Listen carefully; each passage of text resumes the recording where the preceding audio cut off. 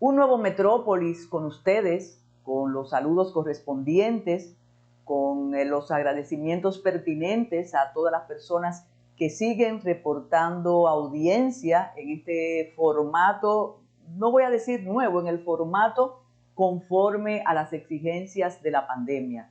Por cierto, y me imagino que en Ready para Exportar, Tayana Mora Ramis lo dirá, las solicitudes, la comunicación, cuando aquí pusimos, y Ready para Exportar también compartió el teléfono y las redes. Eso es muy bueno porque se necesita tener la reacción de ustedes. Muchas informaciones, cada semana tiene una agitada agenda pública, privada, social, pero hay un hecho importantísimo que vamos a comentar en el transcurso de Metrópolis, que ha sido la inauguración, y podemos comenzar con eso, Carlos Polanco y Esmerlin, ha sido la inauguración del corredor de la Núñez de Cáceres. ¿Qué pasa con esta inauguración? Esta inauguración se incluye o es parte de la intención y el proyecto de transformar el transporte en el Gran Santo Domingo, incluyendo naturalmente teleférico, metro y unas líneas adicionales que precisamente el presidente informó que iba a establecer muy pronto. Esta inauguración del corredor, con los discursos cortos pero contundentes que compartiremos, presenta unos autobuses con unas condiciones óptimas, esa posibilidad de transporte múltiple y colectivo, naturalmente, que va a sacar de la calle las chatarras. Hubo un amigo que creó el término de la deschatarrización del Gran Santo Domingo. Ojalá ocurriera. Eso se necesita. Yo creo que cantidad de usuarios que desean tener un trayecto más amable para sus diligencias, para sus rutinas, dejarán los automóviles, los vehículos privados en sus casas, y si esto continúa, utilizarán el transporte colectivo con esa calidad, con esa pertinencia de esta primera ruta. Pero ¿qué ocurre? No se había desmontado el presidente de la República del autobús que inaugura la ruta cuando se escucharon los disparos de Juan Uvieres. Digo disparos en término figurado, aunque Juan Uvieres amenazó con disparos reales. La verdad es que esa actitud del poderosísimo líder de una de las organizaciones de transporte colectivo como es Fenatrano, es una provocación que en el mejor de los casos provocaría la llamada a Palacio para conversar. Si se hace el análisis desde una perspectiva puramente jurídica y de orden público, esa amenaza de usar los fusiles en la vía pública tendría consecuencias que tanto las autoridades encargadas de la investigación y del mantenimiento del orden público tendrían que actuar de manera correspondiente. Pero sabemos que para una persona de la importancia de Juan Uvieres, ex legislador por demás, con un grupo aliado, un grupo partidista, un partido aliado al partido de gobierno, decimos, es muy difícil que las sanciones correspondientes se le impongan. ¿Qué va a pasar? Reitero lo que decía un prestigioso analista. Bueno, la descharratización va a provocar caos. Si somos más optimistas y pensamos que llega el momento de la institucionalidad o de la institucionalización del transporte, diríamos no, el gobierno, el plan, las autoridades encargadas de llevarlo a la ejecución actuarán en consecuencia, lamentando los requiebros o las amenazas de Juan Uvieres. Vamos a observar para saber si el presidente llamará o no a Uvieres para negociar, pero la verdad que ha sido muy, muy lamentable. Bueno, aquí mismo en el estudio me dicen que qué es eso de negociar, es verdad.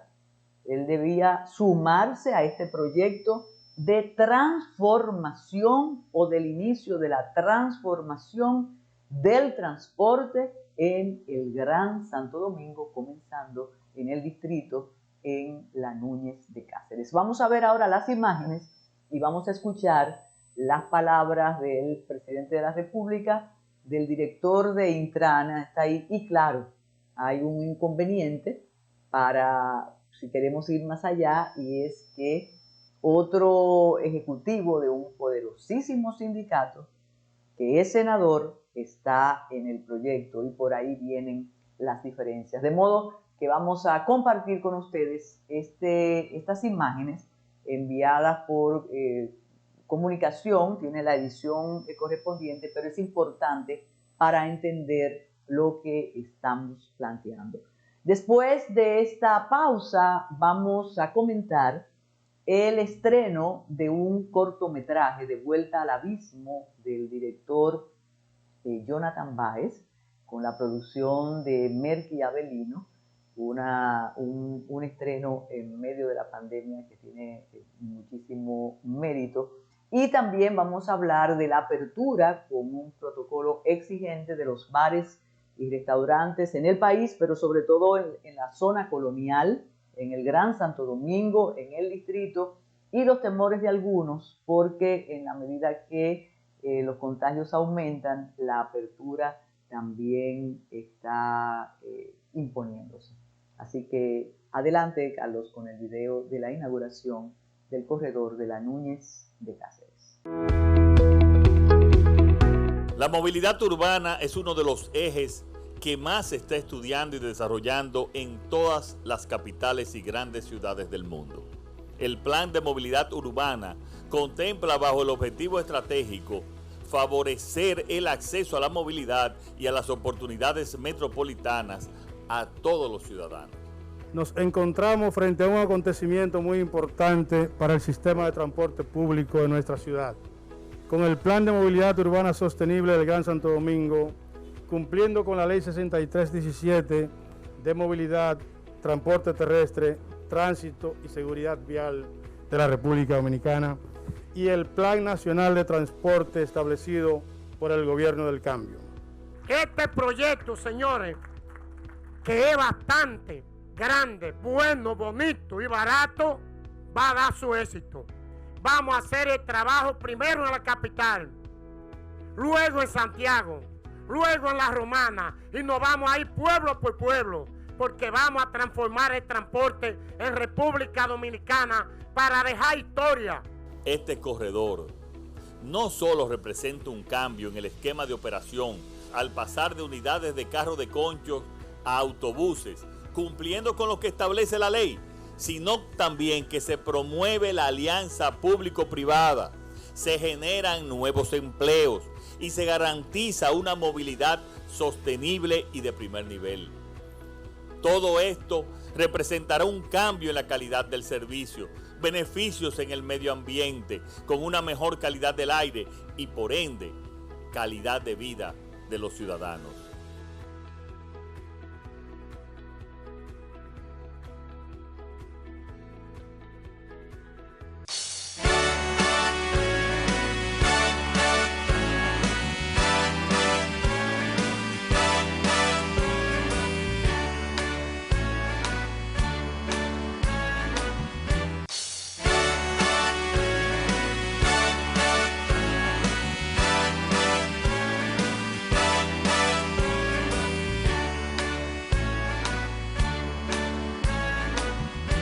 Bueno, siempre se discute cómo va el cine en la República Dominicana. Tenemos ya mucho tiempo desde la ley de cine, tenemos también mucho tiempo con personas dedicadas a hacer películas, a hacer guiones, a hacer producciones, a tener intentos realmente interesantes, otros absolutamente fallidos. Tanto Metrópolis como el Matutino Alternativo se han encargado siempre de mantenerse al tanto, al día de estas producciones, por una tradición desde Armando Almanzar Rodríguez, emblemático, Carlos Francisco Elías, que siempre se encargó de mantener ese tema aquí en Metrópolis, igual que en el Matutino Alternativo, Rubén Lamarche, y nosotros no nos podemos separar jamás, claro que sí, Joan Prats, no nos podemos separar jamás de Jimmy Hungría, naturalmente, de todas estas novedades que tienen que ver con el estreno de películas, grandes, pequeñas, documentales o no. Cuando digo Jimmy Hungría, porque ha sido un contertulio habitual también, igual que los anteriormente mencionados, para cuando se habla de cine. Nos sorprendió de manera absolutamente positiva, primero la intención, en medio de la crisis, en medio de la pandemia, de este grupo de jóvenes egresados de escuelas especializadas fuera del país y aquí en el territorio, que construyeron, armaron y divulgaron este cortometraje dirigido por Jonathan Báez con la producción de Merky Avelino. Es un cortometraje que tiene categoría de cine, así como se discute siempre si los documentales representan o son cine y pueden catalogarse como tal, el cortometraje naturalmente también es cine, sin lugar a dudas. Y cuando tuve la oportunidad de verlo, gracias a la iniciativa de su productor, con el pendiente de que tanto Jimmy Hungría como Isidro García y como todos los cinéfilos puedan verlo para comentarlo aquí en vivo en Metrópolis, pues cuando lo vi me satisfizo enormemente. Tiene todas las características que asignan a una producción la característica cinematográfica. Tiene sentido cinematográfico, tanto en la edición, la banda sonora, las actuaciones, la locación. La historia es creíble. Cuando Jonathan Báez regrese de Praga, sí me gustaría aquí conversar con él algunos detalles del guión que podría objetarle, o podía preguntarle. Pero me parece que es un cortometraje muy bien logrado. Ahí tenemos los avances, ahí tenemos fotografías de los participantes y usted puede acceder a distintas plataformas como Vimeo y demás para verlo, y creo que es una manera de evaluar, no estoy diciendo apoyarnos, de evaluar el producto cinematográfico que se está haciendo en el país y que están haciendo grupos de jóvenes muy, muy interesados en que la industria del cine sea algo más que comedia de televisión. Así que los dejo con esas imágenes. Tenemos que volver a lo mismo, de verdad. Yo siendo tú, yo no anduviera con una mami chula tan linda como esa en un sitio como este. ¡Suéltame, coño! ¡Suéltame! ¡Quieto!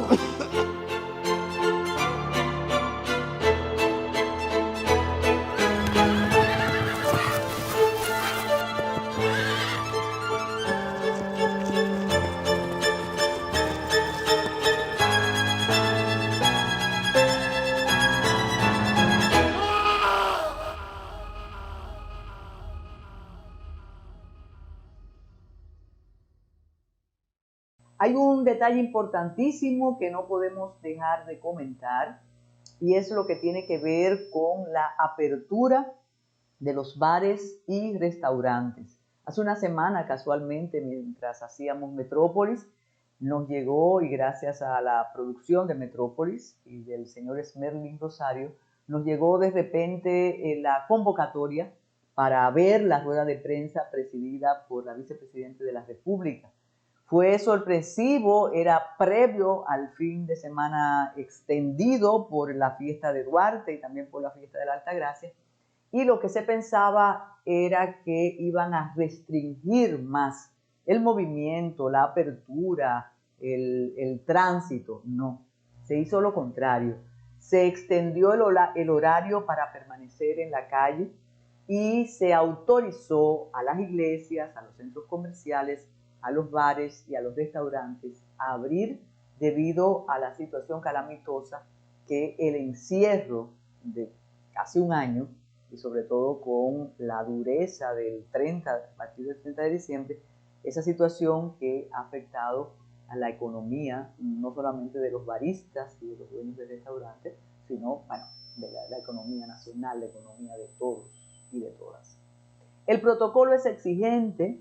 Hemos conversado con dueños de restaurantes, con dueños de bares, y no es que están dispuestos, que están cumpliendo con todos los requisitos. E incluso hay una especie de eslogan, de consigna que dice: en los bares no está el problema está en no cuidarnos, en no usar la mascarilla, en no conservar el distanciamiento. Naturalmente, hay dos escuelas. En esto se es radical.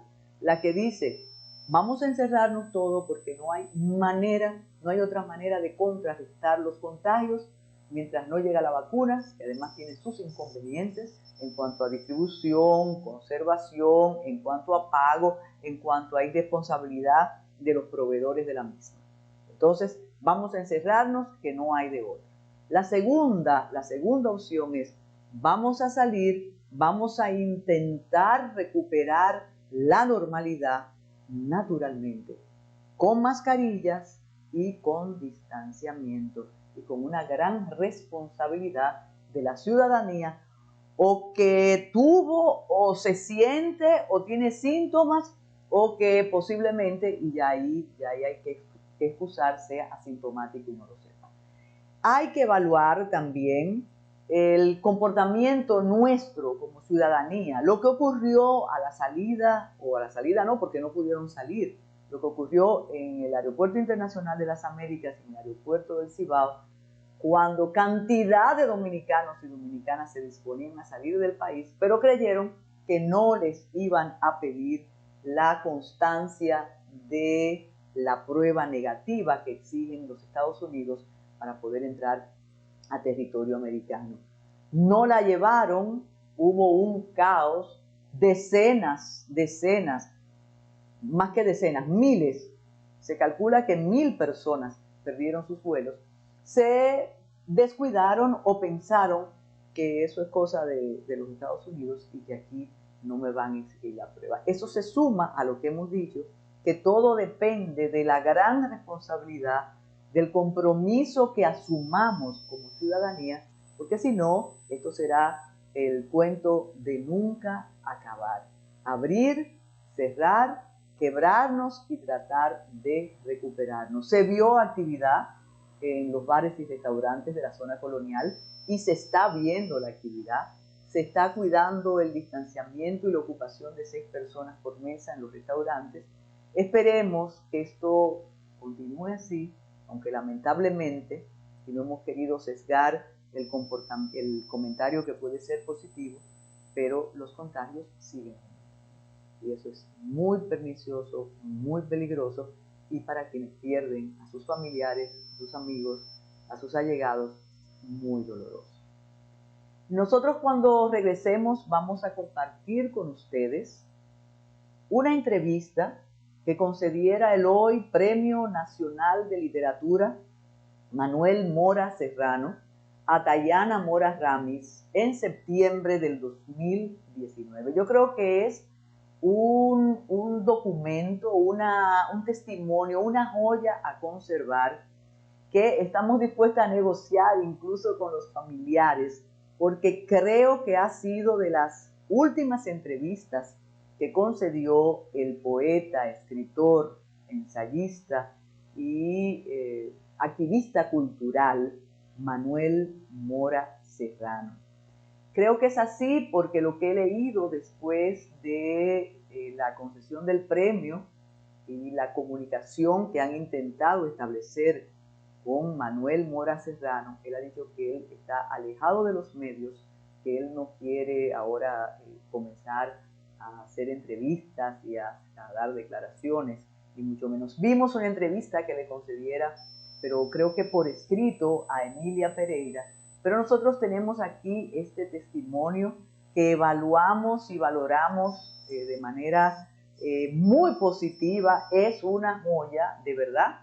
Así que después de esta pausa, les invitamos a disfrutar la entrevista que le hiciera Dayana Mora Ramis al hoy Premio Nacional de Literatura Manuel Mora Serrano.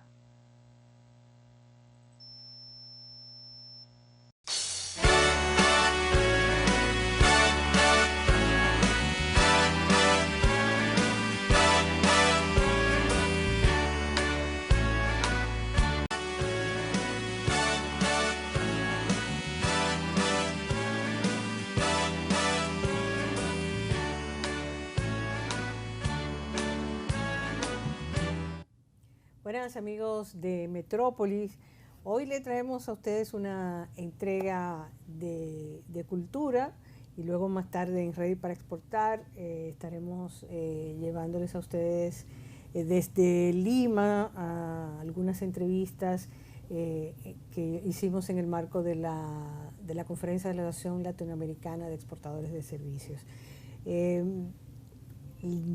Vamos a hablar hoy de literatura. Y tenemos a una voz muy autorizada para ello, el escritor Manuel Mora Serrano, quien además yo tengo el orgullo de llamar padre,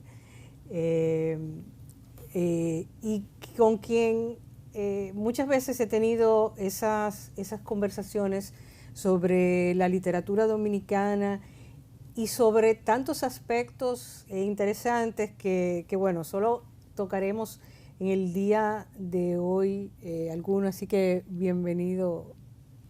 Muy buenas tardes, noche. Bueno, Dayana. Háblanos de esa, bueno, hay por mucho por donde de tomar, pero obviamente sobre todo tu pasión de los últimos años, de siempre, pero además con más tal vez ahí con los últimos años, es ver buscar los orígenes en la literatura dominicana. Obviamente el postumismo ha sido tal vez la área inicial, ahora tú has ido más allá de eso, pero tal vez como relato, háblanos un poco de esa literatura de principio de siglo, principio del siglo XX, cuando el resto del mundo veía la vanguardia, cuando otras, América Latina estaba en otra corriente. ¿Qué pasaba en nuestro país? Hay una situación muy interesante, pero antes de hablar del siglo XX, hay que hablar del siglo XIX. Y efectivamente, a finales del siglo XIX, en mi libro sobre el criollismo y el modernismo, que fue publicado por INTEC el año pasado, yo trato de demostrar que el escritor dominicano está más al día de lo que tradicionalmente se ha dicho. Yo menciono la turba letrada, por no decir los nombres de los distintos investigadores, críticos, que han trabajado esa temática y sin embargo dijeron que aquí el modernismo, por ejemplo, apareció en el siglo XX, no en el siglo XIX. Y yo demuestro con documentos que a partir de 1894 aquí se dio a conocer a Azul y se publicaron poemas, tanto en prosa como en verso, modernistas. De Rubén Darío. Siguiendo a Rubén Darío y a los demás movimientos que dieron origen al modernismo, que fueron en Francia, ese resucitar de los clásicos, de los griegos, lo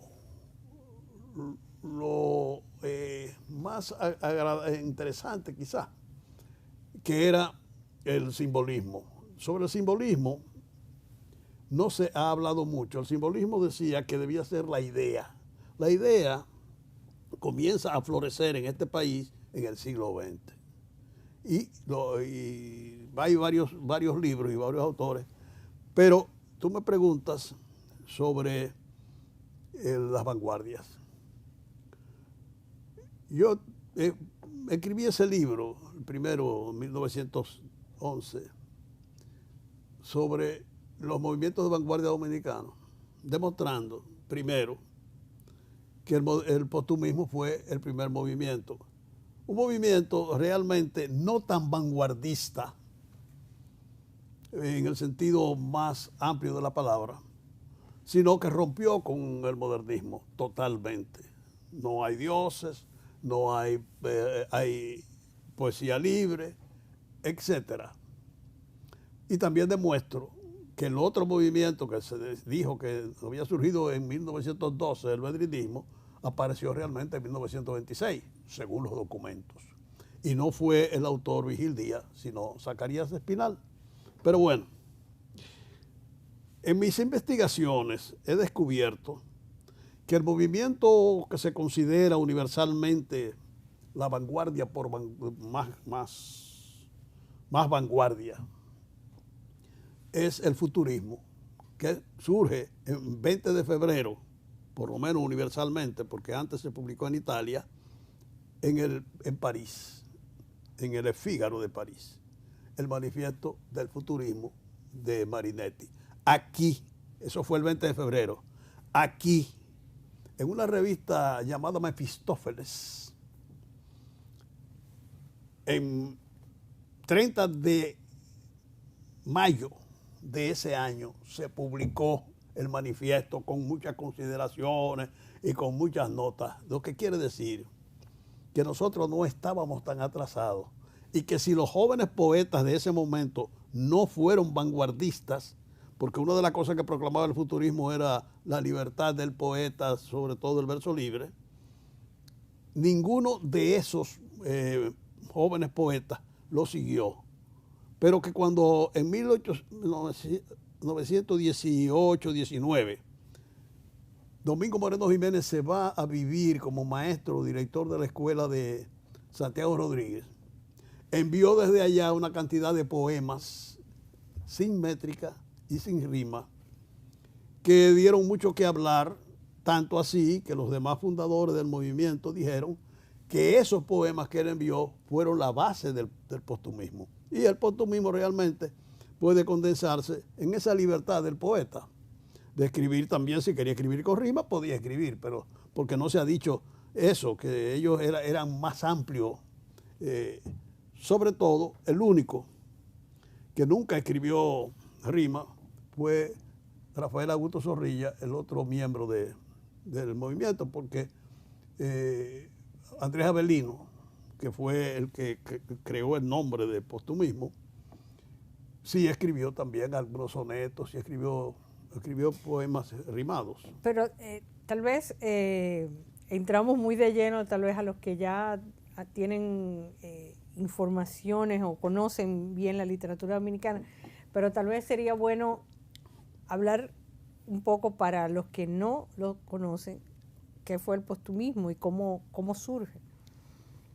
Pero antes de hablarte del postumismo, hay dos detalles muy interesantes.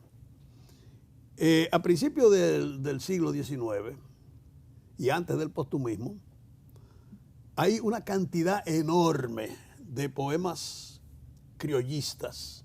O sea, el poeta dominicano ha descubierto a su país, a su paisaje, a su gente y comienza a cantarle. O sea, se ha dicho que eso fue un invento del postumismo. No.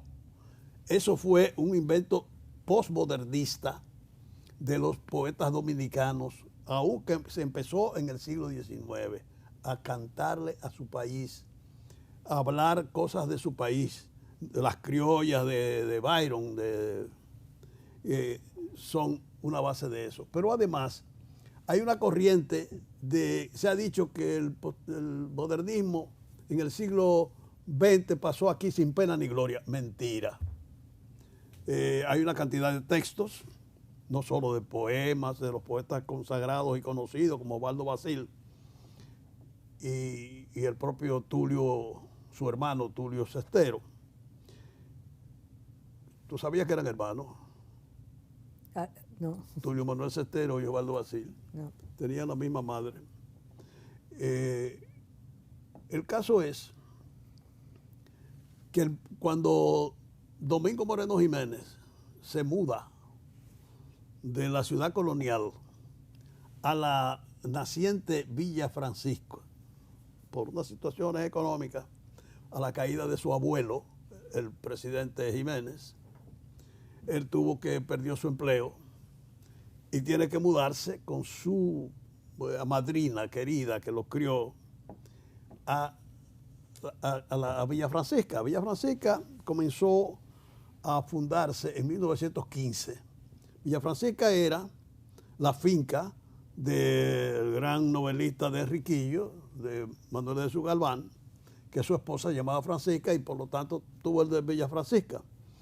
La mayoría de esas villas en la capital habían sido fincas y los propietarios le ponían Villa Consuelo, Villa Juana. Villa Juana era la mamá de Peñavalle. Es decir que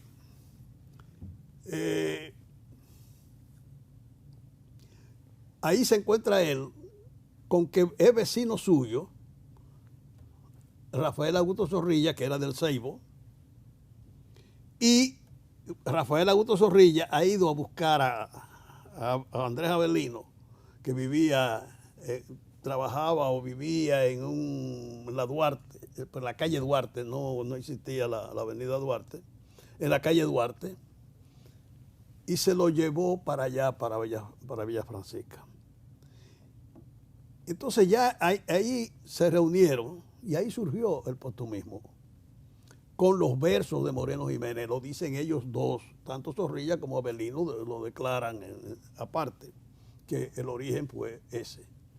O sea que la figura principal fue Domingo Moreno Jiménez. ¿Qué tú querías que yo te dijera de eso? Y entonces, ¿cómo es recibido? ¿Cómo se proyecta? ¿Qué es lo que lo hace tan importante en la literatura? Primero, hay una reacción violenta contra ellos, como es natural cada vez que aparece un movimiento de vanguardia. No hubo una excepción en el caso de los postumistas, fueron muy maltratados al principio. Pero ya el primer año aparece el editorial de La Cuna de América, escrito por el gran escritor cibaeño Lorenzo Despradel, Muley, que dice el triunfo del postumismo. O sea que apenas en un año ya era triunfante el postumismo y el movimiento comenzó a coger fuerza y aparecieron una cantidad de personas que se asimilaron a él, inclusive desde el principio, desde que se proclama en marzo de 1921 en la misma Cuna de América, el movimiento con todos los manifiestos, tanto de el cónsul de Venezuela en el país, en ese momento, que era Luis Yepes, y un escritor que también ya había anticipado el movimiento, había pedido que el poeta dominicano cambiara,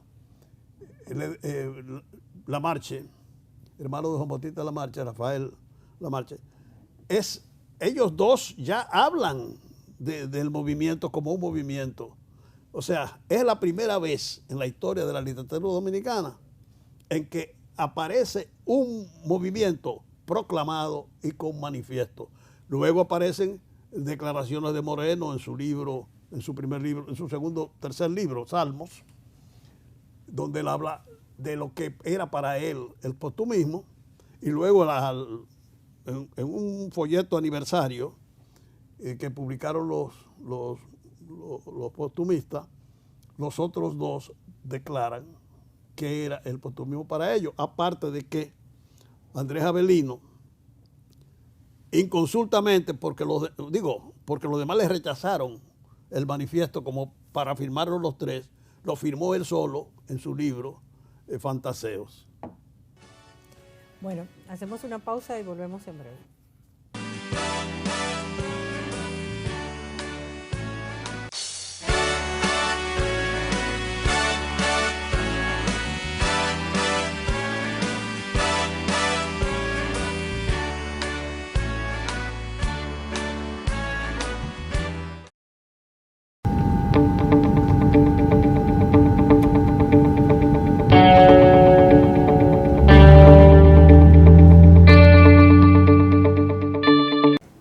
Amigas, amigos de Ready para Exportar, la semana nos llegó con todas las proyecciones de los organismos internacionales de que nos queda pandemia para largo. Esto quiere decir que las empresas tienen que resetearse, tienen que pensar que no pueden estar esperando a que pase la pandemia, sino que tenemos que vivir con la pandemia.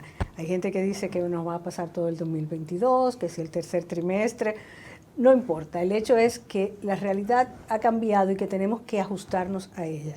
Tenemos que tener una presencia virtual y eso ya se ha hecho indispensable para las empresas. De hecho, el 79% de todos los compradores internacionales, o sea, importadores, distribuidores, gente que se suple de nosotros, tanto de bienes como de servicios, han dicho que han conseguido sus suplidores online y que lo van a seguir haciendo aún después de la pandemia. ¿Qué quiere decir eso? Que si no nos aceleramos la forma en la que hacemos negocios y pensamos virtual y digitalmente, pues no vamos a poder competir en el 2021 ni en ninguna época.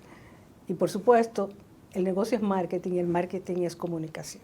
Y aquí tenemos a una voz muy autorizada sobre ese tema. Tenemos a Víctor Bautista de Mediáticos, con mucha experiencia en el área de la comunicación desde los medios y también desde tu empresa Mediático. Muy bienvenido, Víctor. Muchas gracias, Tayana. Es un honor compartir contigo en tu programa. Pienso que sí, que lo que has dicho es cierto. Ha habido un viraje total. Y también toca no solamente a las empresas operativas, toca también a los modelos de comunicación, que también la pandemia los ha tocado y los ha cambiado de manera absoluta. Y obviamente que para las empresas hoy no pueden vivir sin comunicar. Comunicar es parte esencial de la estrategia de negocio, porque lo que no se pone sobre la mesa, lo que no se explica, lo que no se narra, en términos reales no existen. Y hoy las marcas, tanto institucionales como comerciales, hablan, tienen una narrativa, son conversadoras con los públicos. Y no solamente hablan, sino que tienen que llegar, o sea, cómo nos llegan, cómo es ese contacto. Antes se decía que nosotros teníamos, los seres humanos, teníamos la atención de un goldfish. Ahora se dice que tenemos, como nos la pasamos mirando el celular todo el tiempo, tenemos menos que un goldfish, la atención más bajita que un goldfish. Así es, así es. Esos son cambios que ha traído, no solamente se vienen produciendo desde atrás. Lo que pasa es que con la pandemia se han acelerado. Fíjate cómo han cambiado también los medios de comunicación, cómo se han ido a pique ya, por ejemplo, las plataformas, las superficies impresas, la televisión tradicional. Difícilmente tú encuentres gente que se siente en una sala a ver un programa de televisión. Yo creo que Netflix puede unir familias, ¿verdad? Y todos esos canales que son por servicio streaming lo hacen a veces, porque a veces tú en una misma casa tienes una gente en una esquina y otro en una habitación, otro en el balcón, con sus dispositivos móviles, mirando quizá una misma serie. O sea que la digitalización llegó para quedarse. Pero solamente veo la serie, al mismo tiempo chequeo el Instagram, chequeo el Twitter. Exacto. La atención se divide y que la gente, antes decíamos, bueno, ponemos una valla, pero ya la gente no sale a la mucho en carretera. Exacto. La televisión, como tú dices, oíamos radio cuando íbamos los tapones. Hay menos de eso, todavía hay, pero hay menos de eso. Y nos podemos perder un programa de radio porque está el podcast ahí. Correcto, o sea, queda ahí grabado y tú lo puedes escuchar cuando tú quieras, de manera diferida. O sea que también ese otro factor que ha impactado mucho a la comunicación, que tú seleccionas el momento en que tú quieres consumir un contenido. Porque antes existía la dictadura de la programación, que si no estoy atento a la programación para saber a la hora que sale un programa, me lo pierdo. No te lo pierdes nada. Tú vas y lo buscas después en YouTube, que queda ahí, vas y lo buscas en el podcast, o vas y lo buscas en las redes sociales de ese ente que está comunicando. Y creo que la empresa tiene que tener claro eso. Estamos en la era de la multiplataforma y de las diferentes formas de abordaje, de llegar a la información. O sea, no se requiere un tiempo preciso para tú llegar a la información.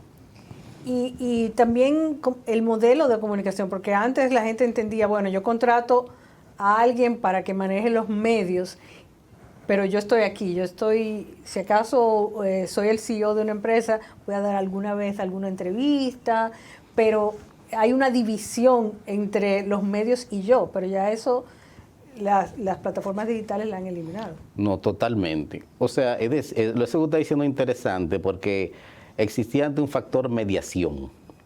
O sea, que alguien tenía que interceder por ti o te canalizaba y te llevaba a los medios. Ya eso no ocurre. Yo creo que esas barreras se rompieron. O sea, tú tienes acceso directo a medios. Por ejemplo, un CEO de una empresa, un alto ejecutivo, que tenga vocación por estar presente en redes sociales, que debe estarlo, porque el que no está en redes sociales está fuera de todo, del globo. Puede perfectamente tener una conversación directa con su público, con los medios, y se puede convertir desde sus perfiles de redes sociales en una fuente de información. Fíjate que hoy hay muchas noticias con encabezados importantes en medios, que son titulares de primera, que salen de cosas que los líderes dicen en sus redes sociales, en su Twitter, en su Instagram. Entonces ellos, ya cada persona es una fuente en sí validada de noticias y que llega a los medios, a los grandes medios, sin la tradicional mediación que existía antes. Eso es así. La gente piensa, dice, bueno, yo puedo, si mantengo mi empresa lejos de los medios, mi empresa se mantiene lejos de los medios. Si yo no tengo redes, si yo no estoy en las redes, ¿mantengo mi empresa lejos de los medios? No la mantiene lejos de los medios. Tu empresa está en el epicentro de los medios y si no está en redes, entonces es un elemento de riesgo gravísimo. Porque el 99% de las empresas en algún momento tiene crisis, una crisis de cualquier tipo. Y si tú eres víctima de una crisis y la narrativa en contra tuya se está dando en las redes sociales y tú no estás presente, entonces lo que van a hacer es que te van a aplastar en contumacia. O sea, tú no estás ahí y no importa que esté, como quiera te van a acabar. O sea, que lo mejor es que esté, pero que esté con una estrategia, con un plan, ¿verdad? Con un enfoque claro, con unos propósitos. Y eso es parte también de la, digamos que de la defensoría de la reputación de las marcas. No me imagino yo una marca importante en el día de hoy, personal, comercial o institucional, fuera de las redes sociales. No me lo imagino. Y también no nos damos cuenta que de alguna manera es una inversión, ese posicionamiento positivo. Hay muchísima gente que uno sigue, puede ser en Twitter o en Instagram, y uno siente que lo conoce casi personalmente, porque de alguna manera sigue su cotidianidad, su forma de pensar, pero también las cosas que les pasan. Y si algo malo le pasa, pues ya yo tengo una relación con esa persona y tengo mi idea positiva de esa persona. Efectivamente. Fíjate que nosotros tenemos varios eslóganes mediáticos, pero el más dominante es influencia positiva. Nosotros somos mediáticos, visibilidad, influencia y reputación. Pero preferimos requintar con influencia positiva porque creemos que la comunicación institucional, la comunicación corporativa, tiene que centrarse en crear influencia positiva, en narrar lo que es la marca, sus valores, ¿verdad? Su propósito. El propósito es determinante en estos tiempos, en exponer los valores de su marca, el aporte que su marca hace. O sea, si tú fabricas, por ejemplo, digamos que algún tipo de comestible, ese producto tiene que ser más que un comestible, tiene que ser más que un alimento, tiene que ser más que una nutrición. Tiene que verse también, digamos que también su parte de responsabilidad social, empresarial, su responsabilidad de marca. Las marcas tienen que ser responsables hoy, pero tienen que hacerlo y también decirlo, porque si lo haces y no lo dices, o alguien no lo dice, entonces no existe. Sí, y es el juego. Creo que una de las cosas que la crisis nos trajo es saber que no podíamos tener una estrategia que no estuviera de acuerdo al entorno y a lo que el entorno esperaba de nosotros. Exactamente, es así. ¿Y qué tipo de cosas pueden hacer esos ejecutivos? Pero a veces cuando decimos ejecutivos pensamos grandes corporaciones, pero las pymes también tienen un reto, pero también una oportunidad, porque ahora pueden llegar directamente a donde a veces una gran empresa tenía que invertir millones para llegar al público. Ahora, una pequeña puede llegar a veces con un buen video de la misma manera. Efectivamente, sí. Yo pienso que basta con un site bien diseñado, que sea agradable a la vista, ¿verdad? Porque el gusto entra por los ojos. Que en el mercado aparecen a precio competitivo, hay mucha competencia con eso. Que tenga sus perfiles de redes sociales bien organizados, bien diseñados, que tenga una identidad gráfica específica, que tampoco eso es súper costoso, que te identifique como una marca, y que tú comiences a compartir con el público lo que tú haces. Yo creo que hoy el costo de comunicar será cada vez más bajo. El costo sobre todo de la comunicación publicitaria, con $20 tú puedes impactar en 20,000, 30,000 personas en un mensaje en Instagram. Y con la particularidad de que tú puedes seleccionar el nicho de público que tú quieres que vea ese mensaje, por edad, por locación, por localización, por profesión, por distintos indicadores. Diferente a la publicidad tradicional, que supuestamente manejaba nicho, pero tú tirabas la cosa ahí y tú no sabías dónde llegaba.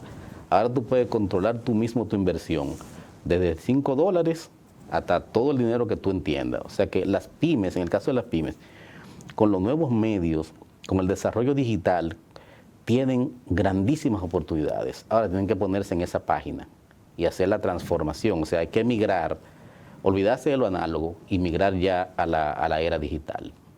Eso es un cambio drástico de forma de pensar. Claro. Pero como tú dices, y no solamente es válido para el mercado local, sino que igual con ese mismo esfuerzo, tal vez $20 más, pero puedes llegar a otros mercados que antes tendrías que gastar mucho en viajes y en muchos esfuerzos para llegarle a ese consumidor. Sí, tú sabes que hay un autor que leímos mucho en la universidad, lo estudiamos mucho, que se llama Marshall McLuhan, que hablaba de la aldea global.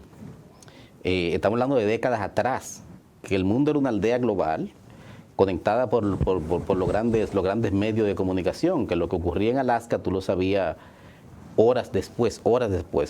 Resulta que ahora la aldea, yo creo que se ha convertido en algo mucho más reducido todavía. O sea, el mundo es más pequeño, en el sentido de que lo que ocurre en otros mercados, tú lo sabes al instante. No tienes que esperar horas que te llegue un despacho de prensa, que una agencia se siente escribir el despacho y que te llegue el día después, o que el periódico salga al otro día para tú enterarte. Es que es al instante. Entonces, como la información es tan instantánea, y es un mundo instantáneo, ese mundo tiene que ser aprovechado por las empresas y sobre todo por las pymes, que hoy tienen toda la posibilidad de ser globales, pymes globales. Sí, no importa qué tipo de producto. Hay un ejemplo que yo siempre pongo cuando doy presentaciones, que es de una señora que puso un site para dar clases de cómo criar chivos y generó en un año $600,000. ¿Cómo criar chivos? ¿Cómo criar chivos? Y eso fue un tutorial. Sí, y vendía membresía y la gente iba para que le ayudaran y como $600,000 al año. Hay que la otra cosa es que la buena información, la información útil de ese tipo se monetiza también. Correcto, porque las redes pagan.